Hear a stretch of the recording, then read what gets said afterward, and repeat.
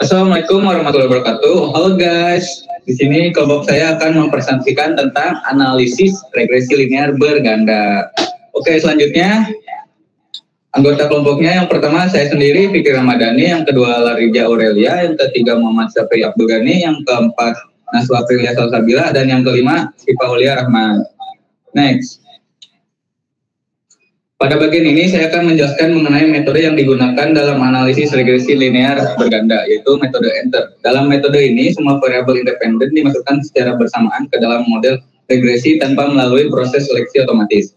Pada output terlihat bahwa variabel yang digunakan adalah harga dan pendapatan. Kedua variabel ini digunakan untuk memprediksi variabel dependen, yaitu permintaan. Metode enter sangat berguna ketika kita sudah memiliki dugaan kuat tentang hubungan antar variabel-variabel tersebut, sehingga kita ingin mengujinya secara langsung dalam model. Next, selanjutnya persamaan regresi linear berganda. Selanjutnya kita masuk ke hasil analisis regresi linear berganda. Dari output yang diperoleh, kita mendapatkan persamaan regresi sebagai berikut. Y sama dengan 65,78235 min 4,88824 X1 min 0,35294 X2 dengan penjelasan sebagai berikut. Y adalah permintaan, X1 adalah harga, X2 adalah pendapatan. Angka 65,78235 merupakan konstanta atau intercept nilai Y saat X1 dan X2 sama dengan 0. Angka min 4,88824 adalah koefisien regresi dari variabel harga. Dan yang terakhir angka min 0,35294 adalah koefisien regresi dari variabel pendapatan. Artinya ketika variabel harga naik sebesar satuan, maka permintaan akan turun sebesar 4,8824 dengan asumsi pendapatan tetap. Begitu juga ketika pendapatan naik satuan, permintaan akan turun sebesar 0,35294 dengan asumsi harga tetap. Dari sini kita bisa lihat bahwa kedua variabel independen memiliki hubungan negatif dengan permintaan, yang artinya kenaikan harga maupun pendapatan justru menurunkan permintaan. Demikian presentasi dari saya, Fikri Ramadhani. Selanjutnya akan dilanjutkan oleh Larija Aurelia.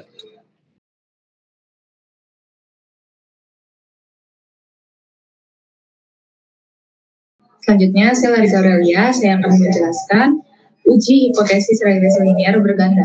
Di saat ini kita bahas soal uji hipotesis pada regresi linear berganda, yang intinya mau cari tahu apakah masing-masing variabel X, harga dan pendapatan itu berpengaruh atau enggak ke variabel Y, jumlah permintaan. Ada dua uji yang dilakukan, uji parsial X1, harga, ke Y, permintaan. HO, harga nggak ngaruh ke permintaan, dan H1, harga ngaruh ke permintaan. Yang kedua, uji parsial X2, pendapatan ke Y, permintaan. HO pendapatan nggak ngaruh ke permintaan, H1 pendapatan ngaruh ke permintaan. Jadi intinya kita pengen tahu dari dua faktor ini, mana yang benar-benar punya pengaruh ke permintaan kopi. Next. Bandingkan nilai SIG dengan apa 0,05. Nah, di sini kita lihat hasil uji pakai nilai SIG value. Kalau SIG lebih kecil dari 0,05 berarti ada pengaruh. Kalau SIG lebih besar dari 0,05 berarti tidak ada pengaruh. Hasilnya harga X1 punya nilai SIG sama dengan 0,00 berpengaruh signifikan ke permintaan. Pendapatan X2 punya nilai SIG sama dengan 0,532 nggak berpengaruh. Kesimpulannya, dari dua variabel, cuma harga yang ngaruh ke permintaan, sedangkan pendapatan nggak punya pengaruh signifikan. Next, bandingkan T hitung dengan T table. Kalau di slide ini, kita pakai cara lain buat ngecek bandingin T hitung sama T table. Kalau T hitung lebih besar dari T table, berarti berpengaruh. Kalau T hitung lebih kecil dari T table, berarti nggak berpengaruh.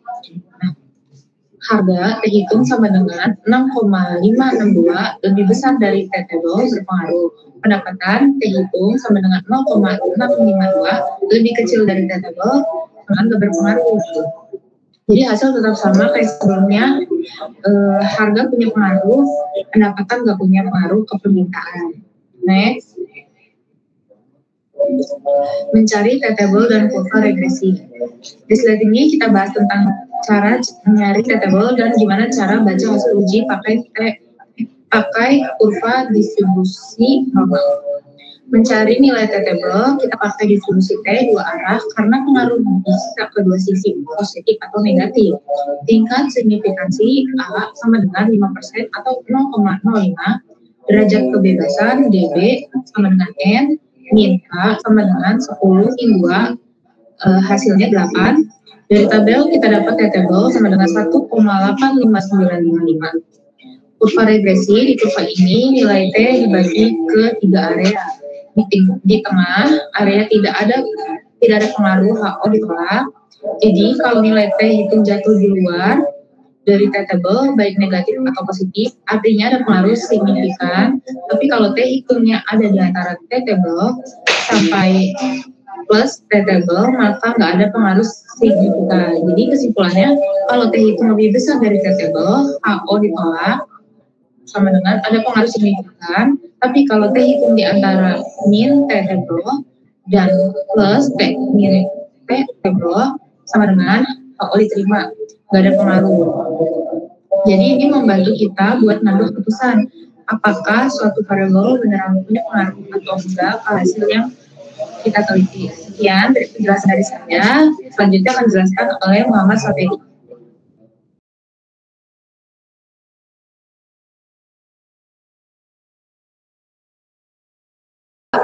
Assalamualaikum warahmatullahi wabarakatuh. Perkenalkan, nama saya Muhammad Safei dari M24G. Di sini saya akan menjelaskan tentang pengujian hipotesis hubungan simultan, pengujian simultan X1 dan X2 terhadap Y. Pada saat ini kita melakukan uji hipotesis secara simultan untuk melihat apakah variabel harga atau X1 dan pendapatan X2 secara bersama-sama mempengaruhi terhadap permintaan Y. Hipotesis 0 atau H0 menyatakan bahwa tidak ada pengaruh signifikan secara simultan. Sedangkan hipotesis alternatif AA menyatakan bahwa ada pengaruh signifikan. Untuk membuktikannya, kita akan melakukan uji ANOVA dengan melihat nilai signifikansi atau sig dan p-hitung. Next, membandingkan nilai signifikansi p-value dengan alpha. Pada tabel ANOVA, kita memperoleh nilai signifikansi sebesar 0,00. Nilai ini lebih kecil dari alfa 0,05 sehingga dapat disimpulkan bahwa secara simultan variabel harga dan variabel pendapatan berpengaruh signifikan terhadap permintaan. Artinya kita menolak H0 dan menerima HA. Next.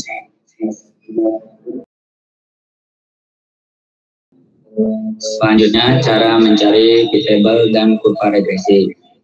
Cara mencari p-table didasarkan pada derajat pembilang dan berikut, yaitu dB sama dengan K dikurangi 1 dan dB2 sama dengan N dikurangi K. Berdasarkan data, p-table adalah 4,35 karena F itu sebesar 169,76 jauh lebih besar dari 4,35, maka H0 ditolak. Nilai signifikasi juga lebih besar dari 0,05 mendukung keputusan tersebut.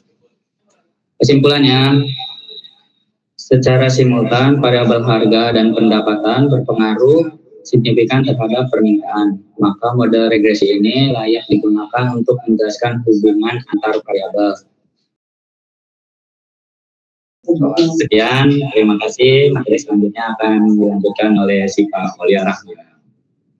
Assalamualaikum warahmatullahi wabarakatuh. Halo semuanya, perkenalkan nama saya Syifa Aulia Rahman dengan NIM 24416261201264 dari kelas MN24 di kelompok 4. Nah, di bagian ini saya bakal ngejelasin tentang analisis koefisien korelasi. Di sini kita pengen lihat seberapa kuat hubungan antara dua variabel independen, yaitu pendapatan dan harga terhadap variabel dependennya. Dari tabel model summary, kita dapat nilai R sebesar 0,990. Nah, angka segitu tuh menunjukkan kalau hubungan antar variabelnya kuat banget dan arahnya positif. Jadi kalau pendapatan dan harga naik, jumlah permintaan juga ikut naik. Terus ada juga nilai R square sebesar 0,980 yang artinya sekitar 98% variasi dalam jumlah permintaan bisa dijelaskan oleh pendapatan dan harga secara bersamaan. Sisanya cuma 2% saja yang dijelasin sama faktor lain di luar model, kayak lokasi, FOMO, atau preferensi konsumen. Jadi kesimpulannya, pendapatan dan harga tuh punya pengaruh besar dan signifikan terhadap permintaan hubungannya. Kuat modelnya juga udah cukup akurat buat menjelasin pola yang terjadi. Oke, untuk bagian selanjutnya yaitu analisis koefisien determinasi yang akan dijelaskan oleh Naswa. Hai semuanya, kali ini saya akan melanjutkan pembahasan yang terakhir, yaitu yang kelima, analisis koefisien determinasi. Nah, pada bagian ini kita akan melihat analisis koefisien determinasi untuk mengetahui seberapa besar kontribusi variabel independen, yaitu pendapatan dan harga. Nah, dalam penjelasan variasi permintaan, berdasarkan tabel Morgan Stanley diperoleh nilai R square sebesar 0,980, yang artinya 98% variasi dalam permintaan dapat dijelaskan oleh variabel pendapatan dan harga secara simultan. Nah, sisa 2% dijelaskan oleh faktor-faktor lain yang tidak dimasukkan dalam model penelitian ini. Oke, nah selanjutnya nilai R square yang sangat tinggi ini menunjukkan bahwa model regresi memiliki tingkat penjelasan yang kuat terhadap perubahan permintaan. Dengan kata lain, pendapatan dan harga memberikan kontribusi yang sangat besar dan signifikan terhadap variasi permintaan. Oleh karena itu, dapat disimpulkan bahwa kedua variabel independen dan penelitian ini memiliki pengaruh dominan terhadap permintaan, sebagaimana ditunjukkan oleh nilai determinasi yang mendekati sempurna. Nah, itu dia pembahasan terakhir kita pada analisis atau praktikum bab 7 ini. Terima kasih telah menonton sampai akhir. Mohon maaf jika ada salah-salah kata. Terima kasih dan sampai jumpa.